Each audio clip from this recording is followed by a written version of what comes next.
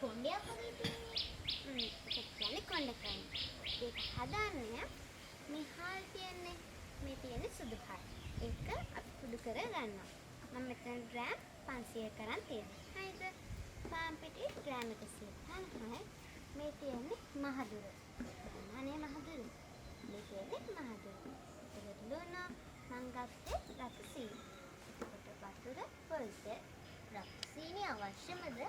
රතු සීනි ඕනේ. නැත්නම් ඒකේ පැණි එක හදන්න බෑනේ. අපිට ඕන නම් කෙලින්ම පැණි ගන්නත් පුළුවන්. නමුත් මං හදන්නේ රතු සීනි දාලා එක පැණි විදිහට. ඔයාලට ඕන සුදු සීනි ගන්නත් පුළුවන්. හරි. මං දැන් යන්නේ ඔය ටික හදන විදිහ කියන්න. වතුර කොච්චරක් ඕනද? වතුර අපි ඒක හදනකොට තමයි අපිට අවශ්‍ය ගන්න තේරෙන්නේ. තේරෙනවද? මම දැන් වතුර කෝප්පයක් අරන් තියෙනවා. අපි අවශ්‍ය ගන්න බෑ. දැන් මම හදන්නේ මුලින්ම තාච්චියක් ගන්නවා. අරගෙන ඒකට රතු සීනි තියෙන්නේ. එහෙම දාලා වතුර අපිට සාමාන්‍ය තියෙන අවශ්‍ය ගාන.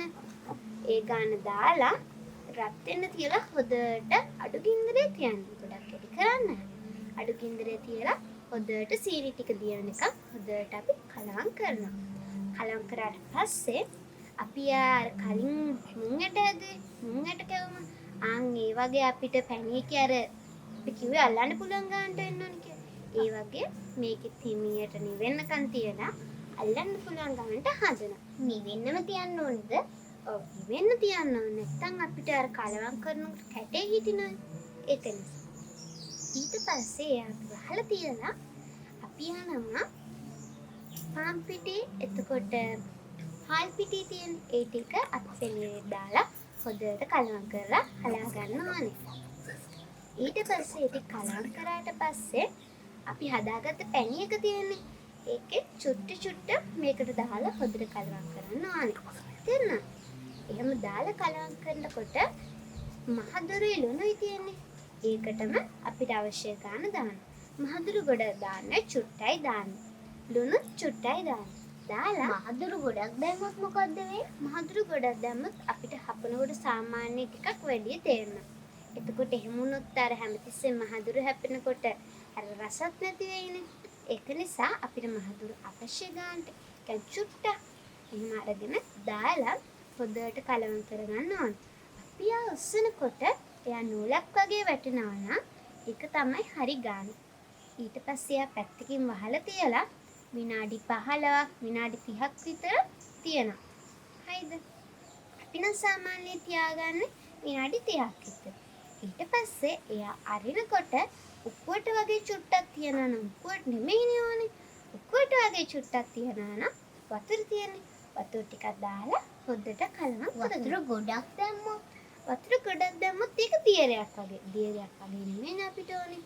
උක්කුවටවත් නැතුව වතුර එකටත් වගේ නැතුව. අතන මැද තියෙනකොට තමයි අපිට ඒකට ඕනේ. එතකොට ඒක හලනකොට නූල වගේනේ. නැත්තම් වතුර එක වගේ එක අපි තාච්චිය දැම්මොත් ඉක්මනට හලනවා. එතකොට කොණ්ඩේ වගේ එකක් නැහැ. හරිද? ඊට අපි කොණ්ඩේ වගේ එක හදාගන්නේ කොහොමද?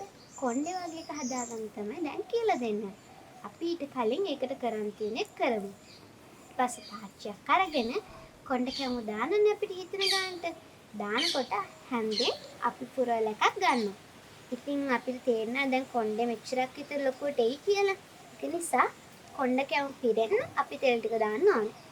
තෙල් ටික දැම්මට පස්සේ අපි කොණ්ඩ කැමු හදාගන්න ගත්ත හැන්ද තියෙන්නේ.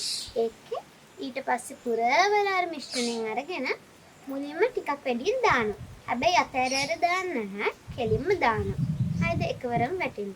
හැබැයි ඔක්කොම දාන්නෙත් නැහැ. ටිකක් වැඩියෙන් දාලා ඊට පස්සේ උඩට උස්සන ගම හීනියට වගේ තමයි එන්නේ. මුලින්ම චුට්ටක් උඩට එන්න හීනියට වගේ එන්නේ. තේරෙනවද? ඊට පස්සේ අපි කොණ්ඩේ හදාගන්නේ ඉරට්ට තියෙන්නේ. ඉරට්ටෙන් අර මැද මෙච්චර විතර අර චූටිනේ. මෙච්චර විතර ඒක තියනවා මැද රවුමක් වගේ. ඒකට ගහ ගන්නකොට මැද තියෙන පිටි ටික තියනවානේ. ඒ ටික උඩට එනවා. එතකොට අපි ඒකට ගහන්න ඕනිද? ඔව්. අපි ඒකට ගැහුවේ නැත්තම් මැද පිටි එක වගේ තියෙනවා. උඩ කොණ්ඩේ ඉන්නෙත් නෑ. ඉතින් අපි ඒකට මැදට එකක් පල්ලෙහාට ගහනවා උඩට ගන්නවා. දෙපාරක් විතර එහෙම කරලා එයා උඩට එනවනේ. එතකොට අපිට මේ හැඩය මදි නම් අපි කරන්නේ හැන්න තියනවානේ. හැන්දේ රවුමට හදනවා. එතකොට ඊට පස්සේ කරන්න ඕන පාට එනවනේ. ඊට පස්සේ අපි ඒක පැත්තකින් දානවා. අපි ආ දානකොට අපි ඒකට අයින්න වගේ අරවා තෙල් දානවානේ. දානකොට ගෑවෙන්න විදිහට තමයි දානවා. නැත්තම් එහෙම වැදුනොත් ඒකේ හැඩය කැත වෙනවා. ඒකයි තේරුණාද? මේ අවුරුද්දට එහෙම තමයි කොණ්ඩ කැවුම් හදන්නේ. පාර හදන්න. ඊළඟට අපි ලෑස්ති වෙන්නේ කොණ්ඩ කැවුම් හදන්න. අපි කොණ්ඩ කැවුම් හදන්න අවශ්‍ය මිශ්‍රණය වල කිව්වනේ. දැන් ඒක තමයි මේ හදලා තියෙන්නේ. අපි දැන් යන්නේ හදන්න.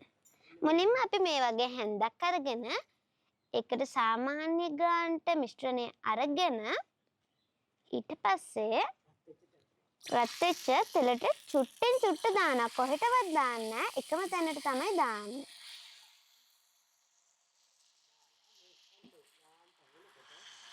දාලා මේ කොණ්ඩේ ගානට හැදීගෙන එනකොට අපි යාට මෙහෙම ගහනවා. ගහන ගමන් තියෙද්දී අපි ඒකට වටේ තෙල් ටිකක් දානවා. තෙල් දාලා දැන් යාගේ හැඩය එනවා. දැන් අපි යන්නේ මේ කොණ්ඩේ හදාගන්න. කොණ්ඩ කැවුම හදාගන්න අපි කොණ්ඩේ උදර ගන්න ඕනේ.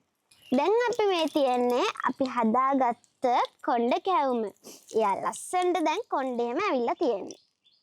මේ තියන්නේ අපි හදාගත්ත කොණ්ඩ කැවුම. අපිට දැන් තියෙන්නේ මෙයා බාගන්න. දැන් අපි බාගෙන ඉවරයිනේ. දැන් අපිට මෙයා තියෙන්නේ සිංහල අවුරුද්දේ කැවිලි මේසෙට. අපේ සිංහල අවුරුදු කෑම මේසෙට නැතුම් බැරි කෑම එකක් තමයි මෙන්න මේක.